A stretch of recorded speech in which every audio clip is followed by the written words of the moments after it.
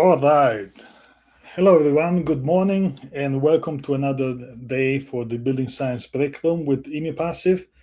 I'm Enrico Bonilaudi, CEO and co-founder of Passive, and with us we have Parker Mosner, the enrollment specialist for our training.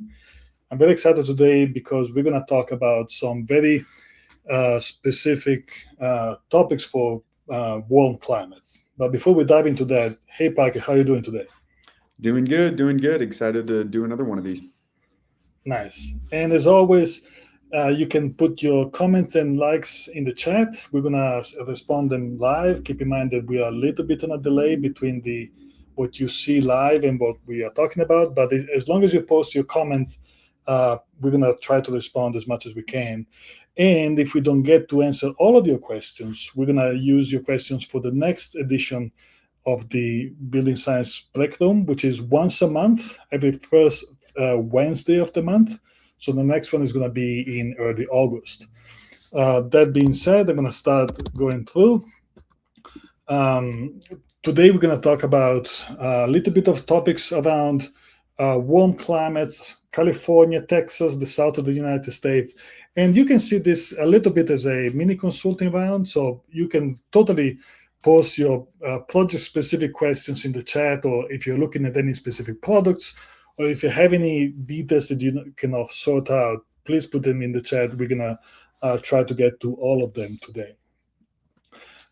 Emu is a pretty diverse bunch. We started off as an architecture practice back home in Italy in 2009, and we moved to the States about 10 years ago. And ever since we moved, we've been based out of Colorado. We do hands-on training throughout the country. We are the main provider of hands-on passive house training in the United States. We really focus on practical implementation and climate-specific detailing because we came to this as architects. We were designing passive house buildings 20 years ago, and we didn't have anyone that was able to build them.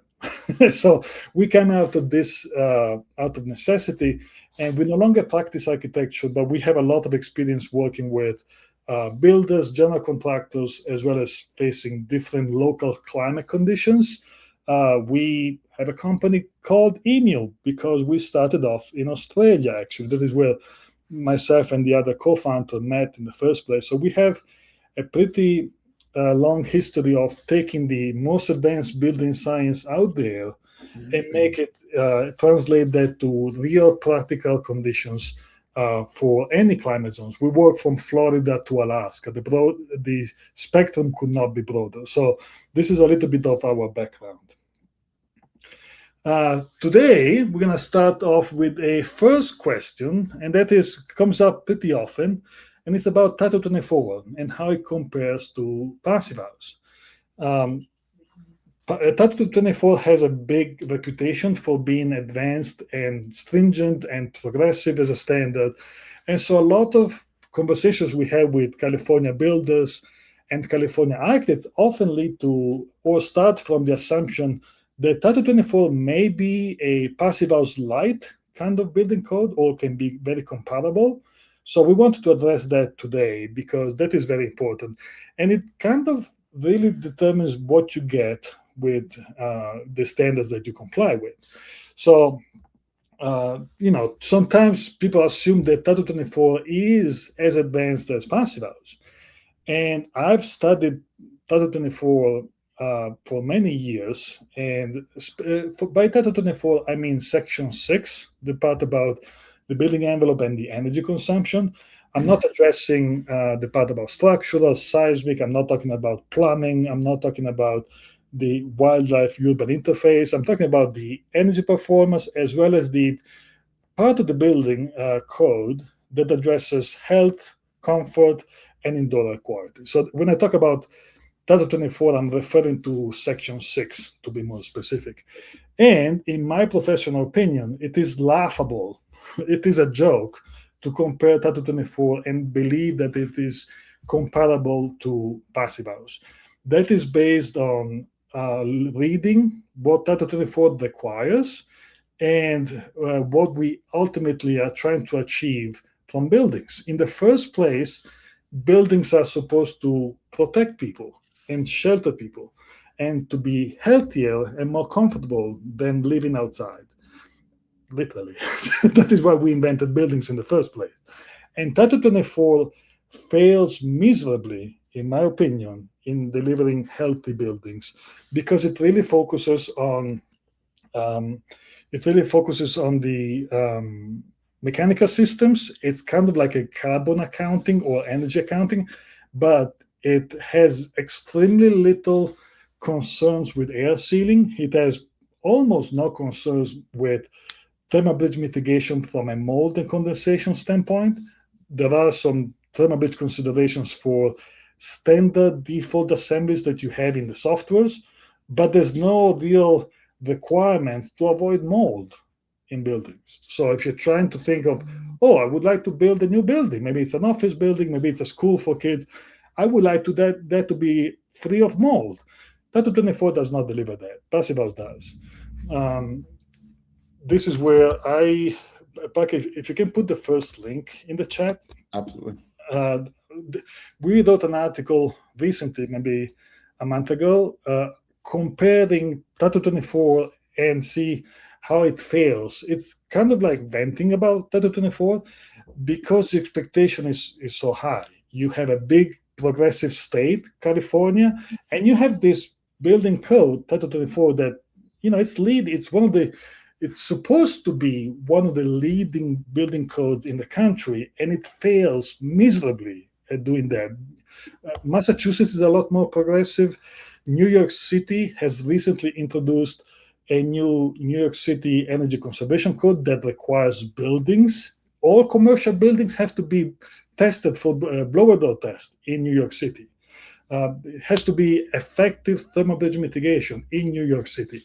Tattoo 24 is really falling behind in this regard. And if you believe that if you comply with Tattoo 24, you are close to Passive House, you're sadly mistaken. So I'm saying that because if you look at the site energy demand, we have a study that is among our white papers where we compared Tattoo 24 and Passive House. And Tattoo 24 really is like a 2018 regular IECC standard code plus heat pumps and plus PVs. But no amount of PVs will ever fix a mold problem. Parker, in the list of links, can you please post the one about the immune study, the one that links to the white papers? This is documentation that is available for free download from our website. If you started looking at the indoor air quality, the first article that we put in the chat really addresses the shortcomings of Tattoo 24, and you will find links about how to do it better instead.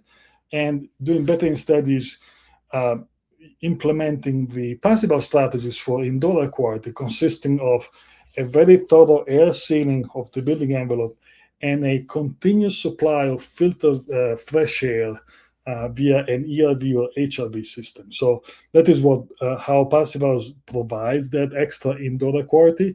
And even if you're in California, or specifically if you're in California, you can have great benefits from that part. Thermal comfort, resilience are other areas where Tattoo 24 fails in delivering. And we can dive more into that if you have more questions. So as always, please put your questions in the chat. We're going to go over them as we go through this live session. If you have more questions about Tattoo 24 or what it takes to build Passive House in different regions of California, please put that in the chat. Then the second topic, today we have a very warm climate theme session. It's July, it's warm. Europe is on fire, so the world really needs some help. And that's why we decided to focus today's session on why Passive House is important also in warm climates. So a myth that has been out there for a long time is that Passive House does not work in warm climates. And the second myth that is out there is that Phius standards are better than PHI standards in warm and hot climates. And I gave away the ending because I called them old myths. These are pretty obsolete. There have been buildings that are built and monitored over time. So this is not a fantasy, this is real data in warm, hot, and humid climates for decades. One of them is the office building in Dubai, was built and completed in 2015 and has been monitored for years after that. Chet, Parker, can you please put that link to the Dubai building in the chat when you have a second? Mm-hmm. And this is, in America, we are not great at looking outside, We are very focused on what's happening inside, and we are kind of behind in this compared to the rest of the country or the rest of the world.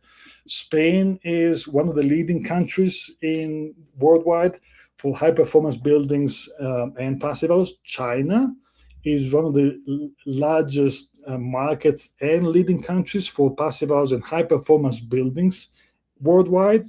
China is, not the US.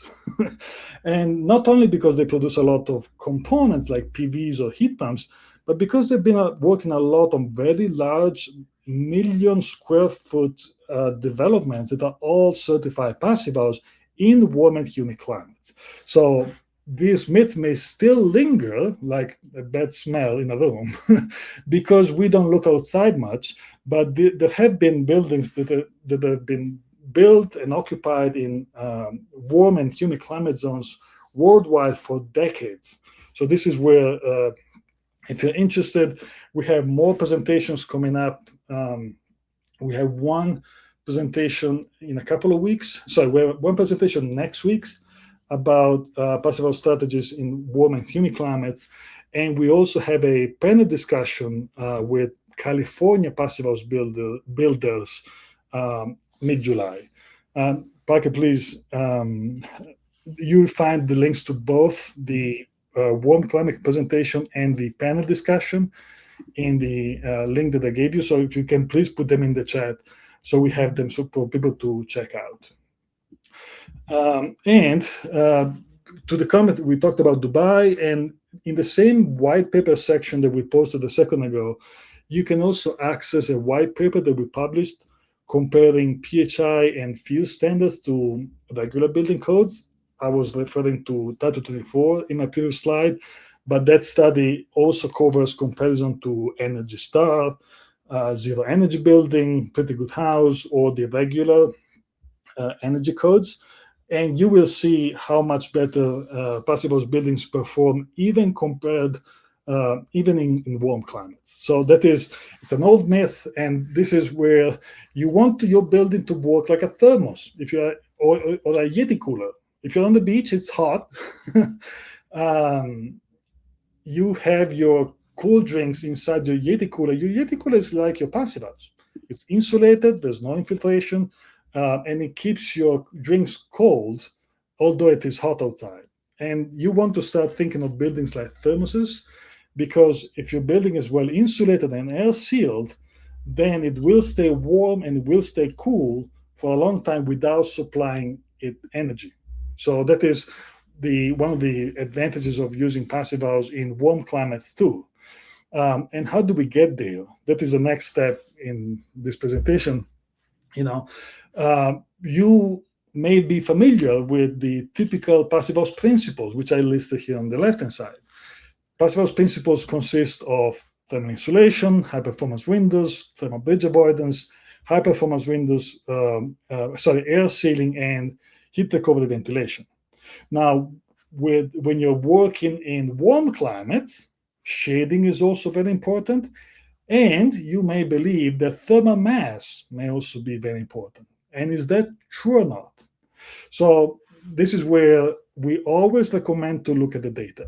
We don't sell insulation, we don't sell air sealing products. We try to educate the public with what works and what doesn't. So this is something that we have a whole presentation next week. You have the link in the chat. It's a free presentation. We go over how these strategies impact buildings in different locations. We look at anywhere between San Diego to Phoenix to Austin, Texas, Orlando, Florida. So there's different gradients of what is warm, what is hot, what is humid, what is dry. And some of these strategies are going to be very important for hot, dry climates and not important at all for humid climates. and vice versa. Some strategies are going to be very important for humid climates and not impactful at all for dry climates. So this is where we recommend to always look at the data. There is no checklist for physics. You want to have a rational approach and look at where your building is, what your building is, and what these different strategies and how they impact the performance that you're looking for. So it really depends on the building type, meaning the occupancy, and the local climate. I mentioned the different shades of hot versus warm, dry versus humid, and that drives your decisions, of course. Use data. Use PHPP to drive these decisions. You cannot make, there's a limit that we can make using just logic. If you go through a checklist and say, oh, I have my thermal mass, I have my high performance windows and so forth, you may feel like you're doing your job, but you may fail at actually delivering. So this is where we can no longer rely on our rationale. We need to start looking at data. And the data is really impacted by climate conditions, including if you are concerned about a heat wave, you can take the current data and make it worse to see maybe in 15 years or 20 years, it's going to be extremely hot. And I want to test drive my building before I actually build it. So I'm not just building it for the climate that happened 10 years ago, but I want to future-proof it for the climate that is happening 10 years from now. So that is where we can no longer rely on checklists. We need to have a building science-based design approach. The type of occupancy is very important because decisions like choosing or not thermal mass are impacted a lot by the type of occupancy. If you have an office building, if you have a school, if you have a house or an indoor swimming pool, you have different heating, you have different latent and sensible loads, and this impacts your decisions a lot. So there's not one decision that fits all. Now, for residential buildings, thermal mass is greatly overrated in that on the list on this side, on the left, it's probably the one strategy that counts the least or will provide the smallest impact in terms of reducing the heating and cooling demand. So the amount of energy used to provide cooling or heating. And again, we have a presentation about this. We're going to dive that extensively using a multifamily building in different locations of the south of the US next week, July 9th. So sign up for that presentation if you're interested to learn more. But I assume that some of you may be kind of shocked to learn that thermal mass may be overrated in warm climates. And that is just looking at the data. If you have $100 and you are investing that, every project budget is limited. So if you have to divide that $100 budget over air sealing versus windows versus thermal mass versus shading, thermal mass will likely receive $0 out of that because there are other strategies that provide better improvements of the performance of the building overall than thermal mass. So this is something that comes to us as a surprise to a lot of folks. But again, look at the data first. You want to really see how the building is going to perform because we have ways today to predict performance, and so that the performance is no longer a surprise. It shouldn't be a surprise at the end of the building. And the number one that we saw in the study is the combination of air sealing and heat recovery and moisture recovery ventilation. So the moisture recovery ventilation has a bigger impact on the overall performance over those 10 projects that we looked at than windows, than insulation, so on and so forth. So please put your questions in the chat if you have any, and then we can go over them in a second. The last piece I have is how do we make this happen in warm climates? So there are construction details that are typical of Passivhaus projects for cold climates. And how do they change when we start building Passivhaus buildings in Austin, Texas, or Orlando, Florida? How does that change?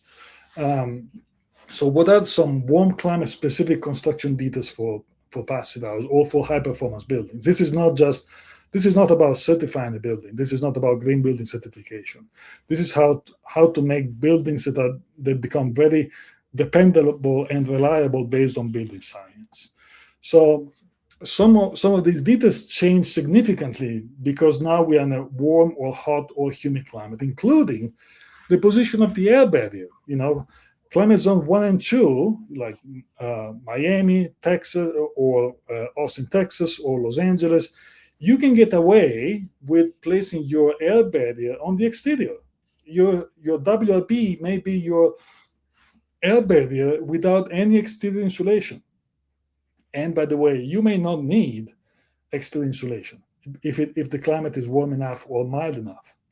So there is no checklist. This is all things that come down to an analysis, a building science-based analysis to see what you need and what the best practices are. Climate zone 3, like Dallas, Texas, or other, TBD, it really depends on the occupancy of the building and the climate conditions, as well as the type of materials that you use. If you're using cellulose or wood fiber insulation or hemp insulation, those plant-based products have a very high capacity to absorb moisture and to distribute it and release it later, that foam products don't have, of course, but also mineral insulation also does not have. So all of these impact whether or not you're going to have a interior or exterior air barrier in climate zone 3. And as always, climate zone 4 and higher, you want to have an interior air barrier. You can no longer rely on your WLB to be the air barrier unless you have your exterior insulation, or you're going to have a smart vapor retarder on the interior of your wall to function as the air barrier. So this is about the air barrier that varies quite a bit. Another aspect that is pretty significant, and it also drives a lot of dollars, because it talks about whether we have to insulate under the slab in warm climates. And what we found is that really, so for example, if you have a building in Los Angeles or in Austin, Texas, do I have to put insulation under my slab, or can I use the coolness of the ground or the Mother Earth to keep the building cool in summertime? We get asked this question a lot, and it really depends. It depends on the size of the building, but it really depends on the target cooling temperature for your building. And this is where both PHI and Phius set their set point temperature to 77 degrees. So if your goal is to only certify the building, you may end up not having any under-slab insulation. But if you're trying to have your building run at 72 degrees or 70 degrees, it really depends, then you may need to insulate under the slab, because you may have passive heat gains from the ground up. This is something that they found in the Dubai project that I mentioned earlier. And it is, again, you have to have a whole building simulation to make these informed decisions. You can no longer rely on a checklist. Building code is decades behind. You cannot rely on building code to deliver any performance in terms of energy performance or comfort. And so the decision whether or not to insulate under the slab really depends on how you're setting, what goals you have for your cooling set point temperature. This is what we found from working in projects in Texas, for example. And lastly, this is another plus of working with plant-based insulation products. Cellulosic products like cellulose fibers or wood fiber or hemp fibers, they all insulate to about the same ARPA range, and they insulate slightly less than foam insulation or mineral-based insulation, but they have a much greater thermal capacity, meaning that if you have heat coming through your wall, if you have cellulosic materials with the same R value, with the same total wall R value, the cellulosic materials are able to delay the heat coming into the wall in a hot climate, and also attenuate. So there's going to be less heat coming through during the daytime, and it's going to come through later. So it's going to be delayed, and it's going to be less of it. And this is very important when you have limited space, so you cannot where you cannot have 12 inches of insulation. Maybe you are in a site lot and you can only have 5.5 inches or 4.5 inches if you're doing a remodel. Maybe you just have your 2x4 space. If you then spec that with cellulose, it's going to perform better for a warm climate than the same wall filled with mineral wool, for example, because of this ability of cellulosic material to delay and attenuate the heat flow coming through. So that's something that is very cool. We're going to talk about this in a presentation coming up in August. It's not public yet, but if you go to emilpasture.com, you're going to find the link once we publish it.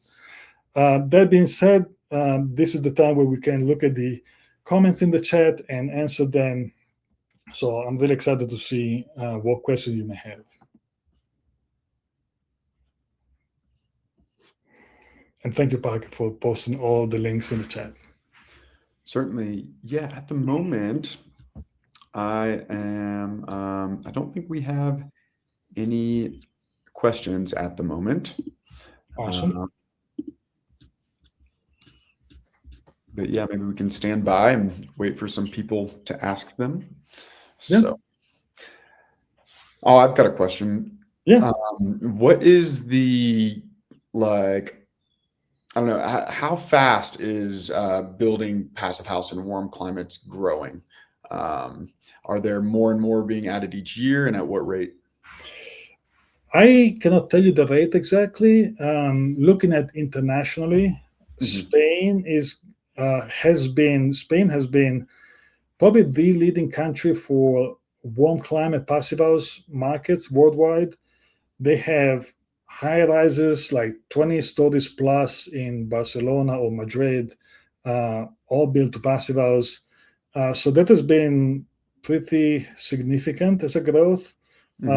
China is a big one. China, they have their own national passive house conference. I was there in 2019, and it's amazing. They have whole city blocks, 25-story buildings, 50 buildings. They're all passive house, And the cool thing is that some of them have concrete frame. Some others, especially in Spain, they can be CLT. So you are not forced to use one construction method over another.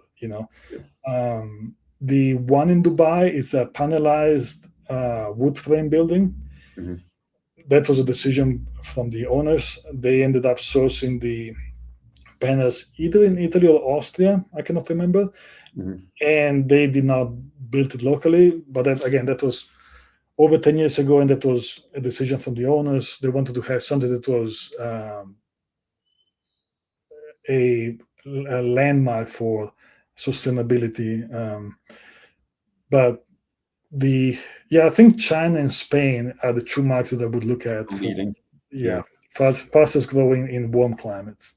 Yeah, I was reading about the Dubai passive house, and I noticed that it said that it had 3 different cooling systems that were installed for testing purposes.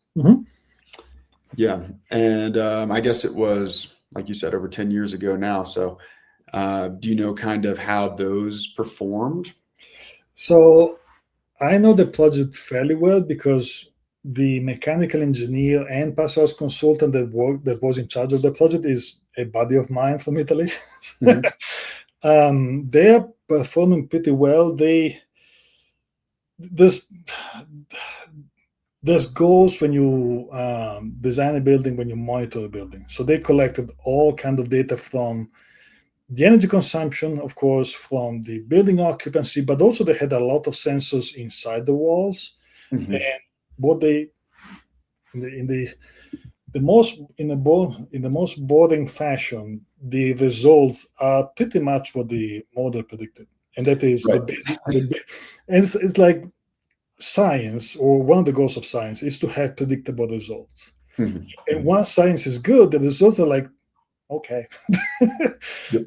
But it was performing really well. One thing that I was impressed by is that Dubai, they have sandstorms. Mm. And so one of the features of the building for cooling purposes was to have a white roof. And if you have sandstorms, so white roof means that you absorb, maybe for a white roof, it only absorbs maybe 40% of the total solar radiation that we have in the sky. You have direct radiation, you have indirect radiation that is reflected from the clouds down or from the sky down, whatever. But white means that you're going to reflect 60% and absorb 40%, more or less. Some of them are more reflected than others. But if you have a sandstorm, your white goes bye-bye. And so they, as part of what they learn is that they have to regularly clean the roof, because otherwise the roof will absorb more energy than what it was designed for. Now, is that because the sand is darkening the color and allowing it to absorb more, or is the sand piling up there? Both. Yeah. Yeah, both. And that's a little bit of the a big picture lessons learned. This is normal.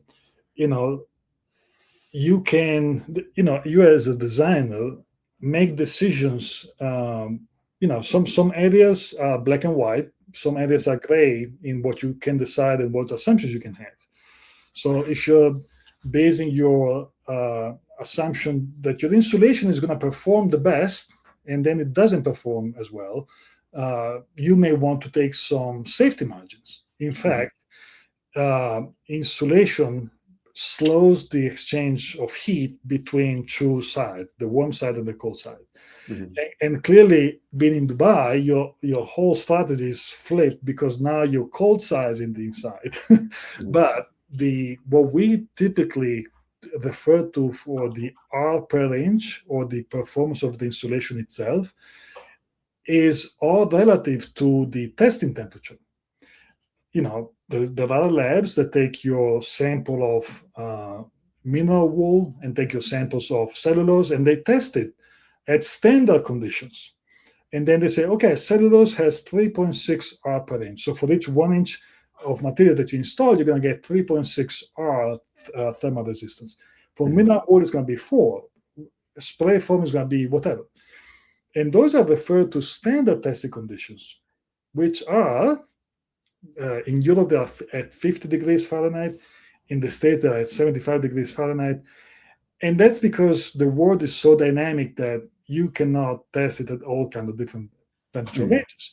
But if you are working in such a hot climate like Dubai, they could not take the label value performance. They had to get a different type of testing, because the average conditions were maybe 90 degrees. And instead of, 1 inch of the same insulation would not get you 3.6, maybe would get you 2. So you would need twice as much insulation to get to the same thermal performance. So Dubai is clearly an extreme case. The building is PHI certified, has been occupied for the last 10, 12 years, so you can make it. But again, you need to step away from checklists, is what I'm saying. Yeah, absolutely. And on this topic, of course, we have a couple boot camps coming up in hot, humid, and warm climates coming up here in the fall. One of them in LA in September, as well as the Bay Area in October. And I know from a consultancy point, we've worked on several buildings in California and everything. So I was just curious, when we go and host our boot camps in California, when you get the live version, the in-person version, correct me if I'm wrong, but we will be able to speak from past projects that we've worked on as a company to help teach the people of California. Of course, yes. There are climate considerations, and there are practical implementation. So when we are in different cities, we are always able to translate and relate the building science to the local conditions. In fact, conditions in Los Angeles are different from the conditions in the Bay Area, and Of course. we're able to address them. And of course, they're different from Denver. Granted that people do fly to these boot camps across the country. So Yeah. In California, we may have 20 people from Los Angeles, we may have 15 from Ventura, and then 10 from Boston that fly in because they're working on a specific project. So For sure. it's also cool to see a little bit of the mixture. We had a boot camp in Austin, Texas, and I had to basically speak two languages because most people were from Texas, but we had two weird guys from Montana. They're like opposite climate, very dry, very cold, as opposed to very hot and very humid. Yeah. So that is the climate specificity. We are very able to make examples about local conditions. We also very much focus on practical implementation. This is not just a PowerPoint. Like, I don't know how some companies expect to train builders using just PowerPoint. We have a very strong focus on hands-on. So the reason why we have a limited number of seats is we always have hands-on practices in these boot camps, so that you don't just rely on a PowerPoint. You also get to install different types of tapes and try to air seal real life applications, and then you get to test them. So you get the full cycle of learning the theory, implementing, and then testing to see how it's working. I'm gonna post the links in the chat. I don't know. Actually, if you'd like. Yeah, please do, because I don't think I can. The ones to the upcoming boot camps. Yep. If you can do both Los Angeles and the Bay Area. Cool. To go back to the Dubai project, one thing that they found was they have a vestibule with automated doors to go into the building, and the outdoor door that was just a sacrificial door. The passive door was the innermost one, and that was smart because the outermost door is exposed to sandstorms. so that was basically like not a windscreen, a sandstorm screen. And that helps protecting the I don't think we have anything like that in the States, but it is something that it is helpful to see what your building can actually be exposed to and designed to go to improve on that. A big topic right now in Colorado as well as California and the West is wildfire prevention. I don't think anybody would ever sign off on a building to be wildfire proof, but there's a lot that you can do with passive house to improve on it. In the first place, air sealing helps a lot in keeping the smoke out. So if your area is not impacted by fire directly, if it's only impacted by wildfire smoke, your buildings are going to be a lot more protected if your building is airtight to the passive house level. Right. Yeah, I was checking out some of the smoke maps because we had a really smoky weekend here, and the fires. There was maybe 2 or 3 fires within 100 miles of me, but the amount of smoke that they weren't like huge fires. I mean, there's some tragic things that happened. Not to discredit it, but the area of smoke that it covered was absolutely huge, almost the entire state of Colorado. And so, yeah, the smoke really impacts a lot of people. We were in the red a couple days as far as air quality goes, which is not fun. And where do you go during that event? What's the safest place to be with the safest air? You know what I mean? And it's something that I've been thinking a lot about lately. And if you're home, if my home even was a fresh air sanctuary, you would stay at home and know that you have fresh filtered air that you can breathe in a wildfire event. So yeah, that is something that is often taken for granted, and I think we need to stop taking for granted that buildings are what they are. Buildings can be so much better than existing buildings, and even the newest building codes don't really deliver much yeah. in terms of air quality. We have a whole section. We have a whole presentation about indoor air quality strategies. A lot of that is based on passive house. If you're interested, you can look at immupassive.com, our webinar section. We just had it, I think, a month ago, but we are planning on doing it again in the fall. And the combination of an airtight building envelope and a continuous supply of filtered fresh air is the state-of-the-art way to build the air quality sanctuary that Parker was referring to. Yep. Yeah, and the air tightness just means that your mechanical ventilation is going to be more efficient, and heat moves with air. So all of that gets recaptured. Yes. So this is actually, and also a very important topic for humid climates, because if you are in Orlando, Florida, or Texas, or anywhere in the South, your problem may not be heat as much as moisture. And you do need fresh air to breathe, but the more air you bring in from the outside, the more moisture you get. So what we found in working on high performance projects and passive house projects in Texas, Florida, Alabama, whatever, we've done a lot of projects, basically from Florida to Alaska. We got the whole spectrum. Is number one goal is to air seal and then have a very well designed ERV system to provide that fresh air, but to remove moisture. ERV means it's an enthalpic recovery. Sometimes it's called the energy recovery, meaning that it recovers heat and moisture. And by recovering, if your outside is warmer and more humid, it means it keeps the heat and moisture out, or a lot of it.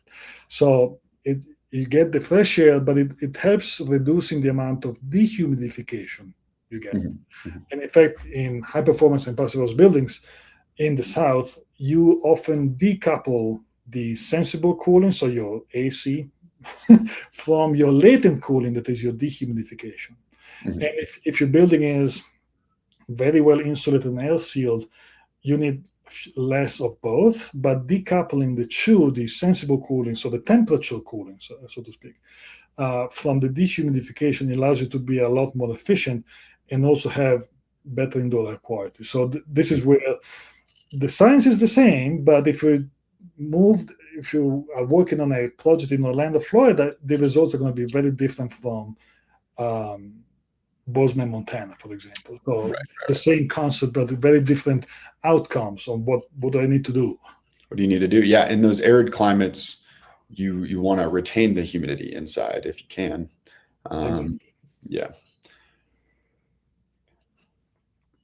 Cool. So I think we're good. Today we're going to post this, as always, we're going to post today's presentation on YouTube. So follow us on YouTube if you'd like. And you have all the links in the chat here. Feel free to reach out to me and Parker if you have any questions. And I really appreciate you being with us today. And we're going to see you at the next Building Science Breakroom at the beginning of August. It's going to be the first Wednesday in August.